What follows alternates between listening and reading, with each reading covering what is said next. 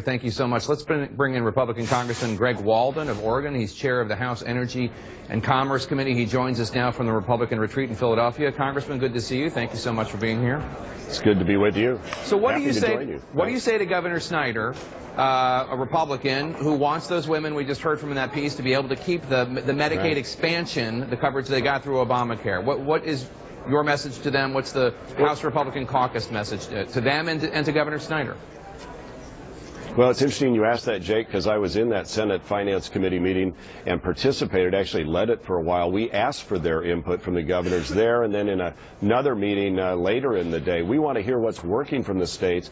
And the thing that we heard most from the states is they wanted flexibility because they thought they could achieve savings, they could end up with a better health care program for their citizens, and they have to come to Washington now and bend a knee to get waivers. We want to give them the money, we want to give them the authority. We will maintain responsibility so it's spent correctly, but we want flexibility. Every governor in there asked for that. Give us flexibility. Let us experiment. Governor Snyder's done a great job. He's talked about that. We want to see continuous coverage. We want to make sure that people with pre-existing conditions continue to get covered. In fact, I'll introduce a bill next week that will provide and reaffirm that commitment from Republicans. We've always believed that those up to 26 years old should be able to stay on their parents' health insurance. In fact, it was a Republican idea before the Democrats put it into ACA. We're going to reaffirm that as well. So you'll see us move forward confidently, unified way to create a system that works for all Americans, that will give them more choices at better prices. I know you know right now, if you look at the individual market, it is collapsing in a death spiral. Yeah. You look at the jump in premiums. I go out to my district in Oregon, Jake. You look at the premiums going up 25%, 50% in some states in that individual market, and then look at the deductibles. If you think about middle-class Americans, 46% of them couldn't come up with $400 today. How do they come up with $7,000 in a deductible? So, Congressman, this is not working. I know that you know that the individual mandate was a Republican idea first, too. But let me ask you about this Medicaid. Individual mandate? Not mine. No, not yours, but the Republicans. But let's move aside from that. The Medicaid expansion, when you guys talk about, when the Republicans in Congress talk about a block grant, would that be a block grant for Medicaid, including the Medicaid expansion, or would you go back to the original Medicaid and the women that we saw in that piece just there who got health care through the expansion, they would no longer have their Medicaid funded?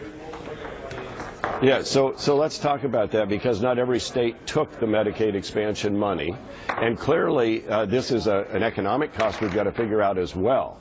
We'll spend more next year between state and federal funds for Medicaid alone than is spent in the entire defense budget for the country, and by the 10-year budget window it'll be $1 trillion a year on Medicaid alone. So everybody knows we've got to figure out a better way to deliver health care to these people at a more affordable manner. Now, there are options out there, so that I know this story kind of locked in on one option, and that was a block grant.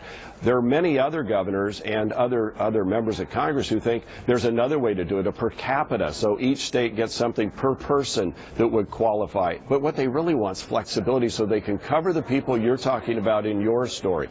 It's that way, or some of them recommended for those that are 100% of poverty up to 138%. They say those might be better over on the health care exchange with a refundable, advanced refundable tax credit that would pay for their coverage or subsidize it over there, and they'd be off on insurance on that side. Some governors said that would take care of their population better than the current system. The long and the short of it is we have a lot of great ideas here. We're coming together here in Philadelphia to hear from our colleagues, to hear from the Trump administration. We leave here with a good idea about where to go forward. You'll see our Committee on Energy and Commerce move forward next week with hearings on specific pieces of legislation to begin to address the problems. By the way, one other thing out of Michigan. It was Michigan who came to us and said, can you do something about lottery winners who can win $1 million or $2 million and still stay on Medicaid the way the federal law is, because the bureaucrats say you can't kick them off? We have waiting lists in America, Jake, for disabled and frail seniors to get on Medicaid. They've been supplanted by able-bodied adults who have won lotteries.